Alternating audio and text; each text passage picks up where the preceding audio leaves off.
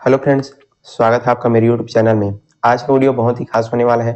आज हम पर्यावरण प्रदूषण पर निबंध कैसे लिखना है वो इस वीडियो में बताने वाले हैं, जो कि आपके सभी परीक्षाओं और सभी कक्षाओं के लिए उपयोगी होने वाला है। तो चलिए पढ़ना शुरू करते हैं, वीडियो शुरू करते हैं। चैनल को सब्सक्राइब कीजिएगा, अपने दोस्तों को आपको शेयर करना है। सबसे पहले आप लिखेंगे रूपरेखा। जो चीज़ आप निबंध में बताने वाले हैं, जिन टॉपिकों को आप निबंध में बताने वाले हैं, उनको सबसे ऊपर में आपको रूपरेखा करके लिखना होता है। जैसे हमने यहाँ पर लिया है प्रस्तावना, पर्यावरण प्रदूषण के प्रकार, पर्यावरण प्रदूषण के कारण, पर्यावरण प्रदूषण के प्रभाव, निवारण उपाय और अंतिम है निष्कर्ष या उपसंहार करके इसको लिखा जाता है। अब चलिए एक एक करके इन सभी जो पॉइंट है उनको हम समझते हैं। तो सबसे पहले है प्रस्तावना। तो चलिए इसको समझते हैं। पर्यावरण वह प्राकृतिक प्रणाली है जिसमें हम रहते हैं। यह हमारे जीवन के लिए हवा, पानी, मिट्टी और वनस्पति जैसी चीजें प्रदान करता है। वह प्राकृतिक प्रणाली जिसमें हम रहते हैं, निवास करते हैं, वो पर्यावरण है। और पर्यावरण से मतलब ये हमारे लिए क्या करता है, हवा, पानी, मिट्टी, औषधि, ये सारी चीजें हमको प्रदान करता है, देता है। लेकिन आधुनिक जीवन शैली, औद्योगिकरण, वाहनों की बढ़ती संख्या और पेड़ों की अवैध कटाई के कारण हमारे पर्यावरण में कई प्रकार के प्रदूषण हो रहे हैं। आजकल आप देख सकते हैं लगातार औद्योगिकरण बढ़ रहा है, वाहनों की संख्या भी बढ़ रही है, साथ ही साथ पेड़ों की अंधाधुंध कटाई किया जा रहा है। तो इन सब के कारण से पर्यावरण प्रदूषण भी बढ़ रहा है।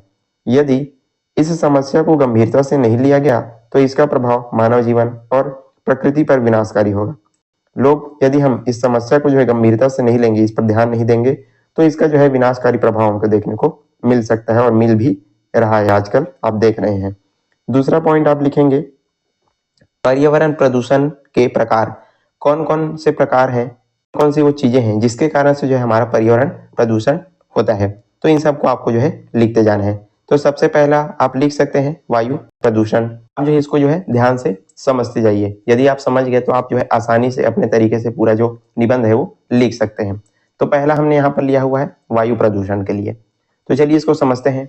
ये धूल, धुआं, धातु के कण और रासायनिक गैसों के कारण होता है। जो वायु प्रदूषण है किसके कारण होता है, जो धूल के छोटे छोटे जो कण है, धुआं हो गया, जो रासायनिक जो गैसें हैं, इन सब के कारण वायु प्रदूषण होता है।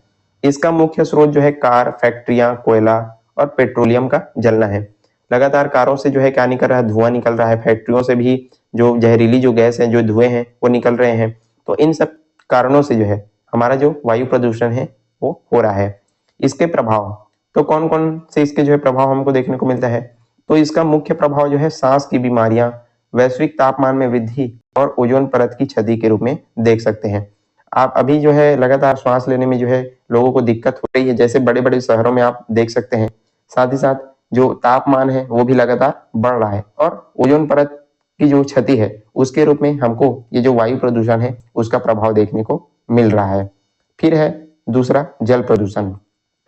तो चलिए इसको समझते हैं। शहरों और कारखानों से निकलना गंदा पानी नदियों, झीलों और समुद्र के पानी में मिल जाता है, जिससे जल प्रदूषित होता है।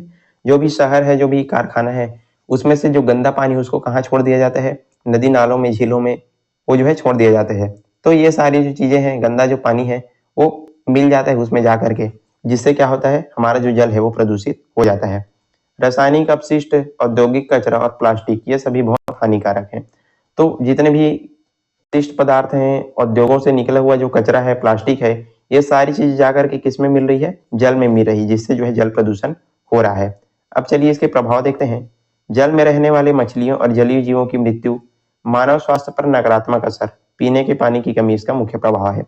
अब जब जल प्रदूषित हो गया है तो उसमें रहने वाली जो मछलियां हैं, जो जलीय जो जीव हैं, उनकी मृत्यु हो रही है। साथ ही साथ मानव स्वास्थ्य पर भी इसका नकारात्मक असर हमको देखने को मिलता है। गंदा पानी यदि आप पीते हैं तो आपके स्वास्थ्य पर नकारात्मक असर होता है। साथ ही साथ पीने के जो पानी है उसमें कमी का इसका जो मुख्य प्रभाव है जल प्रदूषण के कारण, वो हम देख सकते हैं।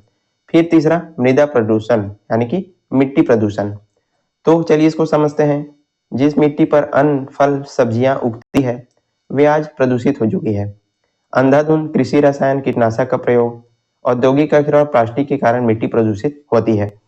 जिस मिट्टी पर हम अपना जो भोजन है, अन्न, फल, सब्जियां उगाते हैं, वो आज काफी मात्रा में क्या हो चुकी है, प्रदूषित हो चुकी है। और इसका क्या कारण है, इसका कारण है अंधाधुंध जो कृषि जो रसायन है, कीटनाशक है, उनका क्या किया जा रहा है, प्रयोग किया जा रहा है। साथ ही साथ उद्योगों से जो कचरा है, जो प्लास्टिक है, उनको भी ऐसे ही छोड़ दिया जाता है, जो कि मिट्टी प्रदूषण का कारण बन रही है। मृदा प्रदूषण आजकल गंभीर समस्या बन चुकी है। तो ये जो मृदा प्रदूषण है, मिट्टी प्रदूषण है, वो एक गंभीर समस्या आज जो है बन चुकी है। प्रभाव क्या हो रहा है? फसलों की गुणवत्ता और उत्पादन में कमी हो रही है। स्वास्थ्य समस्याएं, जो फसल है उनकी गुणवत्ता भी कम हो चुकी है, उत्पादन में भी कमी हो चुकी है। जो हम फल सब्जियां जो अन्न खा रहे हैं उसमें जो है कीटनाशक, जो रासायनिक जो चीजें हैं उनका प्रयोग ज्यादा हो रहा है, जिससे स्वास्थ्य में भी हमको अनेक समस्याएं देखने को मिलती है। साथ ही जो जमीन के अंदर रहने वाले जो जीव जंतु हैं उनका भी प्रभाव इसमें देखने को मिलता है, नकारात्मक प्रभाव इनमें देखने को मिलता है। जैसे कोई भी कीटनाशक है, रासायनिक जो पदार्थ हैं, उनको यदि मिट्टी में डाल दिया जाता है तो जमीन के अंदर जो रहने वाले, मिट्टी में रहने वाले जो जीव हैं वो भी इसमें समाप्त हो जाते हैं। तो इन पर भी जो है खतरनाक प्रभाव इस यहाँ पर देखने को मिलता है। तो ये जो है मृदा प्रदूषण के अंतर्गत आपको लिखना है। आगे बढ़ते हैं। इससे पहले वीडियो पसंद आ रहा है तो आपको चैनल को सब्सक्राइब कर देना है और वीडियो को लाइक कर देना है। चलिए अगला देखते हैं, ध्वनि प्रदूषण। आजकल एक जगह शांति से बैठना मुश्किल हो गया है। बहुत ही सरल सा बात है, आप जो है एक जगह चुपचाप अपने घर के आसपास भी या कहीं भी चुपचाप एक जगह शांति से नहीं बैठ सकते। यातायात हो गया, उद्योग, निर्माण कार्य और तेज आवाज करने वाली मशीन और गाड़ियों ने सभी को परेशान कर दिया है। इन्हीं के कारण ध्वनि प्रदूषण हो रहा है। तो इन सब चीजों के कारण क्या हो रहा है? हमारा जो ध्वनि है वो प्रदूषित हो रहा है। लगातार जो है यातायात होता है, उद्योगों से आवाजें आती रहती है, निर्माण कार्य चलता रहता है, तेज आवाज करने वाली जो मशीन है, जो गाड़ियां हैं, वो भी सभी को क्या कर रही है? परेशान कर रही है। और इन सब के कारण क्या हो रहा है? ध्वनि प्रदूषित हो रहा है। इसका प्रभाव क्या होता है? चलिए देखते हैं। इसका मुख्य प्रभाव जो है मानसिक तनाव, चिड़चिड़ापन, कान की बीमारी और नींद की कमी के रूप में देखने को मिलता है। आप जो है लगातार इधर उधर देख सकते हैं, जब जो है बहुत ज्यादा आवाज वगैरह आता है तो हम ऑटोमेटिक जो है हमारे अंदर जो चिड़चिड़ापन है, जो मानसिक जो तनाव है वो आ जाता है। तो इन सब का कारण क्या है? ध्वनि प्रदूषण है। कान की बीमारियां भी हो रही है, साथ ही साथ नींद की कमी भी इसके वजह से हमको हो जाती है। किसके कारण? ध्वनि प्रदूषण के कारण। फिर है पांचवा, प्रकाश प्रदूषण। तो चलिए इसको भी समझते हैं, क्या है प्रकाश प्रदूषण। अत्यधिक और अनावश्यक रोशनी के कारण रात का अंधेरा प्रभावित होता है। बहुत ज्यादा और अनावश्यक प्रकाश यानी रोशनी के कारण जो है जो रात का अंधेरा है वो भी प्रभावित हो रहा है, और इसी को हम प्रकाश प्रदूषण के रूप में यहाँ पर समझ रहे हैं। वाहनों को जो है मॉडिफाइड कराकर उसमें तेज रोशनी लगा दिया जाता है, जिससे रात में यात्रा करना थोड़ा असहज हो जाता है। लोग क्या कर रहे हैं? वाहनों का अपना जो गाड़ी है उसका लाइट बहुत ही खतरनाक तरीके से लगा देते हैं, और जब हम रात में जो है यात्रा करते हैं तो हमारे आंखों पर पड़ता है, जिससे जो है काफी दुर्घटनाएं भी यहाँ पर हो जाती है। तो ये जो है सारे जो है प्रकाश प्रदूषण के अंतर्गत आते हैं। इसका प्रभाव चलिए देखते हैं। जीवों के प्राकृतिक चक्र पर इसका जो है असर पड़ता है, साथ ही साथ ऊर्जा की बर्बादी, और साथ ही नेत्रों के लिए भी हानिकारक है, हमारे आंखों के लिए भी ये जो है हानिकारक है। रात्रि में भी दुर्घटना हो जाती है। अचानक जब तेज रोशनी हमारे आंखों पर पड़ती है तो इससे जो है दुर्घटना होने की जो संभावना है वो भी बढ़ जाती है। तो ये सारी जो चीजें हैं प्रकाश प्रदूषण के अंतर्गत आते हैं। तो हमने पूरा जो है प्रदूषण आपको समझा दिया। चलिए अब तीसरा पॉइंट देखते हैं, पर्यावरण प्रदूषण के कारण। अब जो है इसके कारण को हम यहाँ पर समझते हैं एक एक करके। ये बहुत ही सरल है, आप जो इसको समझते जाइएगा। तो लगातार जो है कारखानों से निकलने वाले अपशिष्ट पदार्थ है, गंदगी, औद्योगिकरण और फैक्ट्रियों का असंतुलित विकास। लगातार जो है कारखानों से गंदी जो अपशिष्ट पदार्थ है, गंदगी है, वो निकल रही है, जिससे जो है पर्यावरण प्रदूषण हो रहा है। वाहनों की संख्या में वृद्धि हो रही है। लगातार आप देख रहे हैं वाहनों की संख्या में भी वृद्धि हो रही है। उससे निकलने वाले धुएं से लगातार पर्यावरण प्रदूषण बढ़ रहा है, जो मानव स्वास्थ्य के लिए भी हानिकारक है।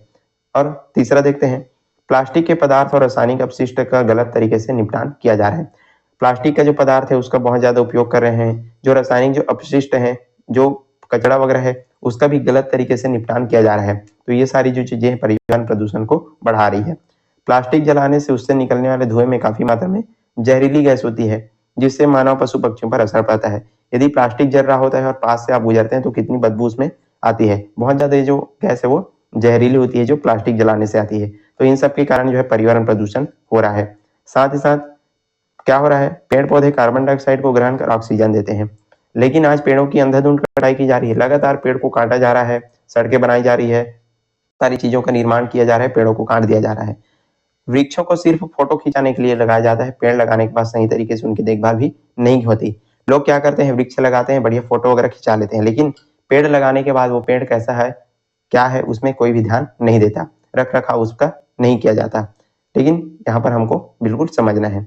फिर है मानव की अव्यवस्थित जीवन शैली और कोई भी पर्यावरण प्रदूषण के बारे में ध्यान ही नहीं देता। तो ये सारी जो चीजें हैं पर्यावरण प्रदूषण का यहाँ पर कारण बनती है। चलिए अब चौथा देखते हैं, पर्यावरण प्रदूषण के प्रभाव कौन कौन से प्रभाव पड़ते हैं।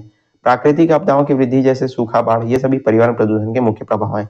लगातार प्राकृतिक आपदाएं, जैसे कहीं पर सूखा पड़ गया, कहीं पर बहुत ज्यादा बाढ़ आ गया, तो ये सभी जो है किसके कारण हो रहा है, पर्यावरण प्रदूषण के कारण हो रहा है। मानव स्वास्थ्य पर नकारात्मक प्रभाव जैसे कैंसर, एलर्जी और श्वसन रोग देखने को मिल रहा है। तीसरा हो गया जैव विविधता का नुकसान और प्रजातियों का विलुप्त होना, ये सारी चीजें आप यहाँ पर लिख सकते हैं। और है वैश्विक तापमान में वृद्धि हो रही है, गर्मी में बरसात, बरसात में गर्मी, मौसम का जो चक्र है वो पूरी तरीके से प्रभावित हो रहा है। तो इन सब का कारण क्या है, हमारा पर्यावरण पूरी तरीके से प्रदूषित हो चुका है और इसका प्रभाव हमको देखने को मिलता है।